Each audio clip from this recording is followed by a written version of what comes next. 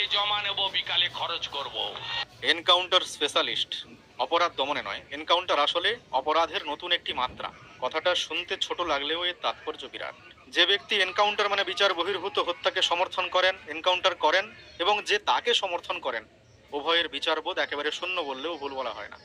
আমাদের মধ্যে অনেকেই আছেন এমনটা ভাবেন যে সমাজকে রাতারাতি অপরাধ মুক্ত করার সবচেয়ে সহজ এবং সবচেয়ে সঠিক পথ হলো এনকাউন্টার মানে বিচার বহির্ভূত হত্যা। এই ধারণা শুধু ভ্রান্ত নয়, এটি সমাজের জন্য অত্যন্ত বিপজ্জনক। আসুন ছোট্ট এই ভিডিওতে যুক্তি দিয়ে বিচার করি কেন এনকাউন্টার বা এই বিচার বহির্ভূত হত্যা সমাজকে সুরক্ষার বদলে আরো বিপদের দিকে ঠেলে দেয়।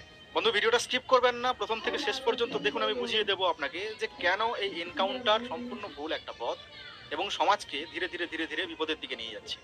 ধরুন, জঘন্য কোনো অপরাধীকে সকালে ধরা হলো আর জনরেশ মেটাতে বিকেলেই খরচ করে দেওয়া হলো, যেমনটা আমাদের বিরোধী দলনেতা বলছেন।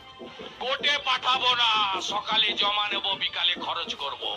কিন্তু কিছুদিন পর যদি তদন্তে উঠে আসে যে ওই ব্যক্তি সম্পূর্ণ নির্দোষ ছিল, তার কোনো অপরাধ ছিল না, তাকে ফাঁসানো হয়েছে, তখন কি হবে? পুলিশ বা প্রশাসনও ভুল করতে পারে, কেউই ভুলের ঊর্ধ্বে নয়। এমনও হতে পারে আসল অপরাধীদের আড়াল করতে কোনো প্রভাবশালী নেতা বা মন্ত্রীকে বাঁচাতে কোনো নিরীহ ব্যক্তিকে ফাঁসিয়ে মেরে ফেলা হলো। এমনও হয়েছে আগে, বাস্তবে এমন ঘটনা বহু ঘটেছে। তখন কি হবে? ধরুন, দেশদ্রোহিতা বা চরবৃত্তির মতো জঘন্য অপরাধে অভিযুক্ত করে কাউকে ধরা হলো এবং সাথে সাথেই এনকাউন্টার করে দেওয়া হলো, মানে বিচার বহির্ভূত হত্যা। অনেকেই হয়তো আনন্দে হাততালি দেবেন, নাচতে শুরু করবেন যে দেখুন কি সুন্দর আমাদের বিচার ব্যবস্থা। কিন্তু ভেবে দেখুন তো, দেশের কত বড় ক্ষতি হয়ে গেল। মৃত ব্যক্তি তো কথা বলে না, এমন তো নয় যে ওই ব্যক্তিকে দিয়ে আপনি কিছু কথা বলিয়ে নেবেন।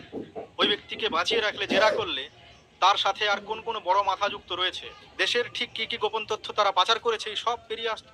এনকাউন্টারের সাথে সাথে সেই মহামূল্যবান তথ্যগুলো চিরতরে কবরে চলে গেল। এতে কার লাভ হলো? দেশের নাকি দেশের শত্রুদের? শত্রুদের লাভ হলো। উচিত কি ছিল? আগে তার থেকে সমস্ত তথ্য বের করে নেওয়া, তারপর আইনি মতে তাকে সর্বোচ্চ শাস্তি দেওয়া।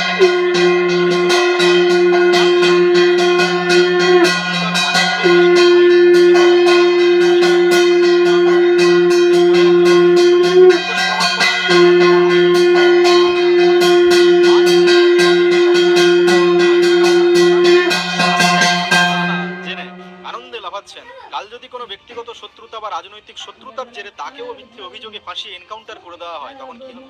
তখন তো আদালতও তাকে বাঁচানোর জন্য কোনো সুযোগ পাবে না। এটা কি ঠিক হবে? তাই মাথায় রাখবেন, বিচারহীন হত্যা কখনোই ন্যায়ের সমর্থক হতে পারে না। এনকাউন্টার সমাজ থেকে অপরাধ কমায় না, বরং আইনের রক্ষকদেরই অপরাধীতে পরিণত করে এবং আসল অপরাধীদের নিরাপদে লুকিয়ে থাকার পথ করে দেয়। তাই অন্ধ উল্লাসে নয়, প্রয়োজন সঠিক তদন্ত আর দ্রুত বিচার। বিচার বহির্ভূত হত্যা বা এই এনকাউন্টারের জন্য বহু নির্দোষ ব্যক্তি শাস্তির শিকার হয়েছেন, চরম শাস্তির শিকার হয়েছেন। তার ছোট্ট একটি তালিকা আমি তুলে রাখলাম, আপনারা ভিডিওটা পজ করে দেখে নেবেন। সবশেষে আবার একটা কথা বলে যাব আপনাদের, যে যারা আজ এনকাউন্টার বলে আনন্দে লাফাচ্ছেন, এমনও হতে পারে আপনি কোনো দোষ করলেন না, আপনাকে মিথ্যে অভিযোগে ফাঁসিয়ে এনকাউন্টার করে দেওয়া হলো। আপনি যে নির্দোষ সেটা প্রমাণ করার জন্য ন্যূনতম সময় সুযোগ আপনাকে দেওয়া হলো না, অথচ আপনি কোনো দোষই করেন, আপনি নির্দোষ ছিলেন। এটা যে কারোর ক্ষেত্রে হতে পারে, আজ যে আনন্দে লাফাচ্ছে তার ক্ষেত্রেও হতে পারে। তখন কি হবে? তাই এনকাউন্টার কখনোই ন্যায় বিচার নয়, বরং যারা এনকাউন্টার স্পেশালিস্ট বলে নিজেকে দাবি করে, তার চেয়ে বড় দুর্নীতিগ্রস্ত আর কেউ হতে পারে না, তার চেয়ে বড় সংবিধান বিরোধী, তার চেয়ে বড় অপরাধী আর কেউ হতে পারে না। ভালো থাকুন, সুস্থ থাকুন। যদি এই বক্তব্য আপনার সঠিক